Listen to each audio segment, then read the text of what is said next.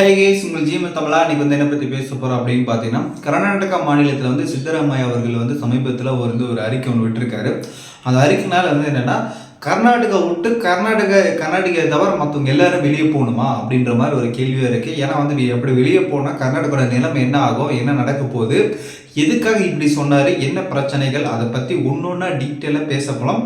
GMS தமிழா first time பார்க்கணும், மறக்காமல் subscribe பண்ணிடுங்க. வீடியோ ஸ்கிப் பண்ண பாருங்கள், அவற்றை சொல்லக்கூடிய தகவல் முழுமை சேரும். வாங்க வீடியோக்குள்ளே போகலாம்.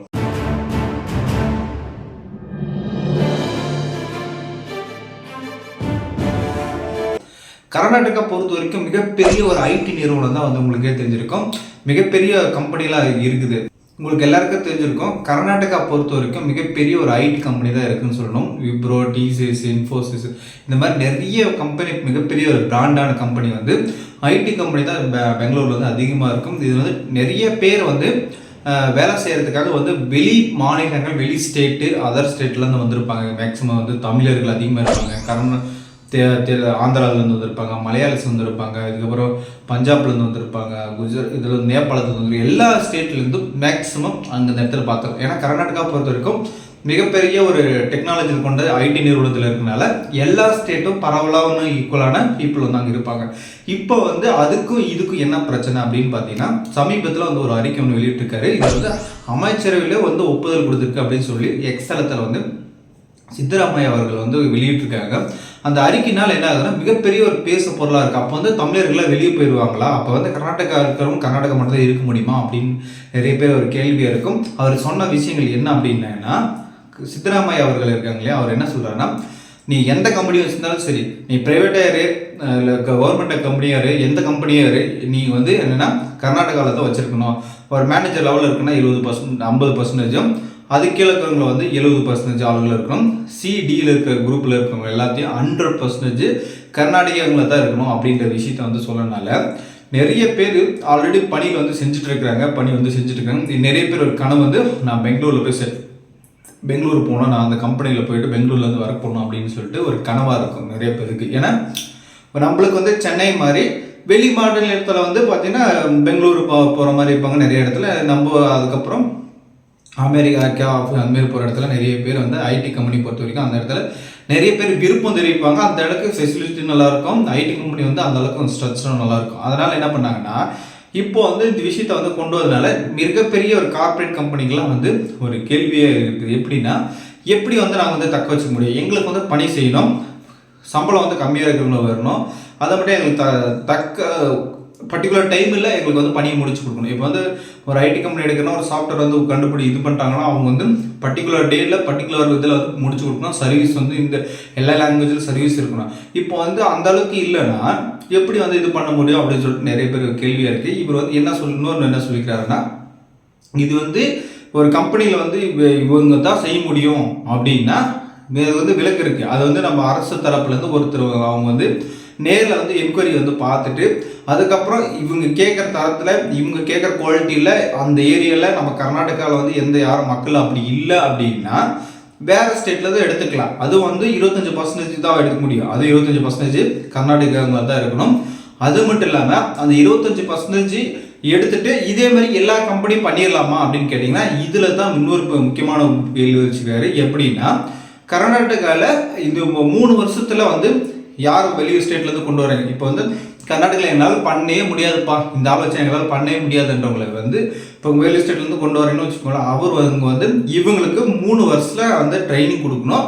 அதுக்கப்புறம் இவங்க 3 வருஷத்துக்கு அப்புறம் வெளியேறிடணும். அதுக்கப்புறம் இது 3 வருஷத்துக்கு அப்புறம் இவங்க அந்த இடத்துல தேவைப்படுறது பூர்த்தி பண்ணணும். இந்த மாதிரி தான் இது கொண்டு வரணும் அப்படின்னு சொல்லிட்டு ஒரு சட்டத்தை இது சொல்லியிருக்கிறாரு. இதில் பார்த்தோன்னா மிகப்பெரிய ஒரு சோசியல் மீடியாவில் பேசப்பட்டு இருக்கு. என்னன்னா, இவர் சொன்ன விஷயங்கள் பார்த்தீங்கன்னா, இது மாதிரி ஏற்கனவே நிறைய இதில் ஸ்டேட்டில் பண்ணியிருக்காங்களா அப்படின்னு கேட்டிங்கன்னா, கண்டிப்பாக பண்ணியிருக்காங்க. இங்கே ஹரியானா, பஞ்சாப்பு, அதுக்கப்புறம் ஆந்திராவில் இந்த மாதிரி நிறைய ஸ்டேட்டில் பண்ணி இது தடை பண்ணியிருக்காங்க. அது இல்லாமல் கோர்ட் உச்சநீதிமன்றத்தில் வழக்குகள் பதிவு பண்ணியிருக்காங்க.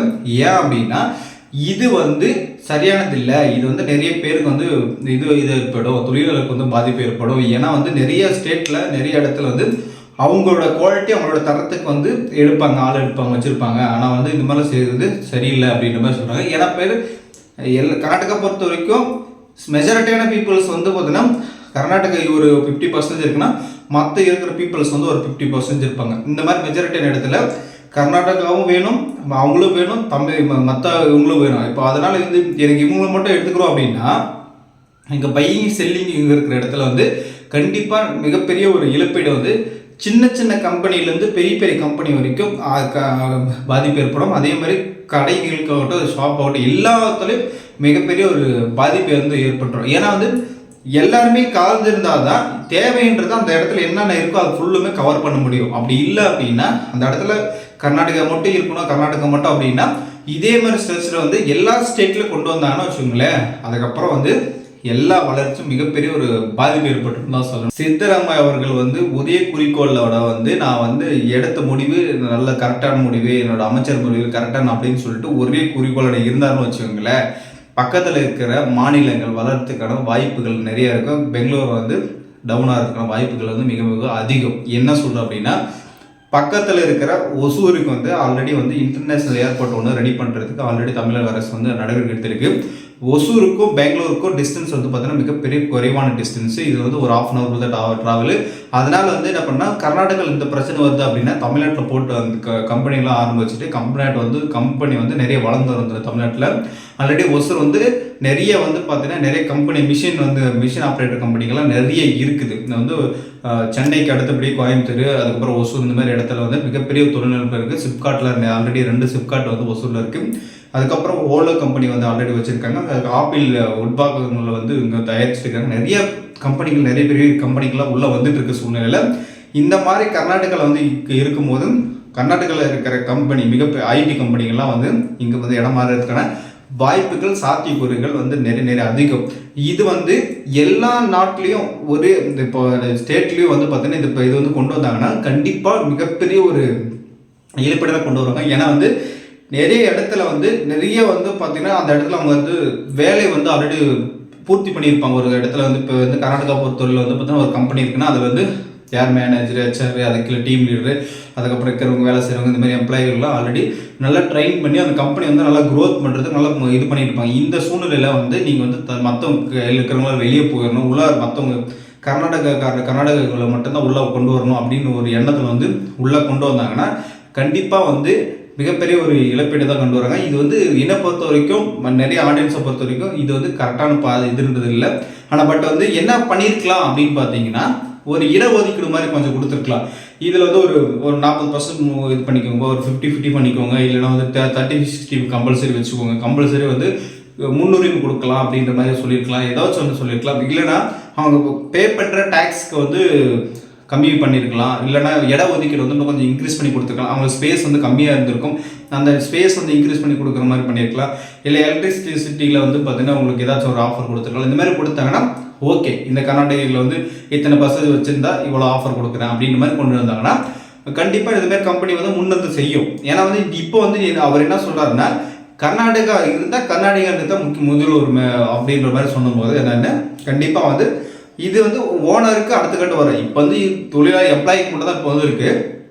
அடுத்தது ஓனர், கர்நாடகாவில் இருக்கிற ஓனர் தான் இங்கே வந்து கம்பெனி வைக்கணும், மற்ற ஆளில் வந்து கம்பெனி வைக்கக்கூடாது அப்படின்னு ரூல்ஸ் கொண்டு வந்தால் அந்த இடத்துல வந்து எப்படி தொழில்நுட்பம் வளரும் அப்படின்றது ஒரு கேள்விக்குறியாக இருக்குது.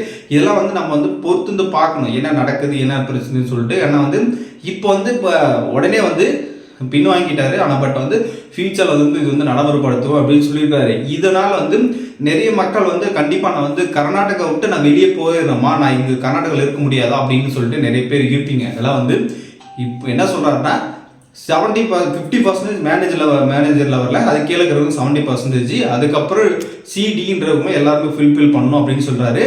கண்டிப்பாக அதில் வந்து பண்ணுறதுக்கு வாய்ப்புகள் வந்து நிறைய குறைவு. எல்லா கம்பெனியும் ஒத்துழைக்காது, ஒரு சில கம்பெனி வந்து ஒத்துழைக்கலாம், ஆனால் வந்து எல்லா கம்பெனியும் ஒத்துழைக்காது. அதனால் வந்து நீங்கள் வந்து இப்போதைக்கு பயப்பட வேண்டாம்.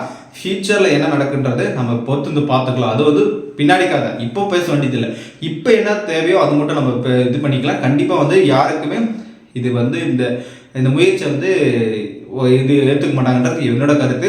ஆனால் பட் வந்து தமிழ்நாட்டில் வந்து பாமக வந்து ஆதரிச்சுக்குது அப்படின்னு சொல்லிட்டு செய்தி ஊடகங்கள் வந்து தெரிவிச்சிருக்கிறாங்க. ஆனால் பட் வந்து இது வந்து ஆதரிக்கக்கூடாது, கொஞ்சம் இந்த முன்னுரிமையெல்லாம் கொடுத்துருந்து இது மாதிரிலாம் பண்ணி சொன்னாங்கன்னா கொஞ்சம் நல்லா இருக்குன்றது என்னோட கருத்து. மக்களாக உங்களோட கருத்து என்னன்றது கருத்து வந்து கமெண்ட் பாக்ஸில் கமெண்ட் பண்ணுங்க. ஏன்னா உங்களோட கருத்து வந்து தனிப்பட்ட கருத்தாக இருக்கும், அது என்னன்றது எங்களுக்கு தெரியாது. உங்களோட கருத்து நீங்கள் ஒப்பீனியன் சொன்னீங்கன்னா மெஜாரிட்டியான கருத்துக்கள் என்ன வருது அப்படின்றது நம்ம தெரிஞ்சுக்கலாம். கண்டிப்பாக உங்களோட கமெண்ட் பாக்ஸ்க்காக எதிர்பார்த்துட்டு இருக்கேன். பார்க்கலாம். தொடர்ந்து நெக்ஸ்ட் வீடியோலேருந்து சந்திக்கலாம்.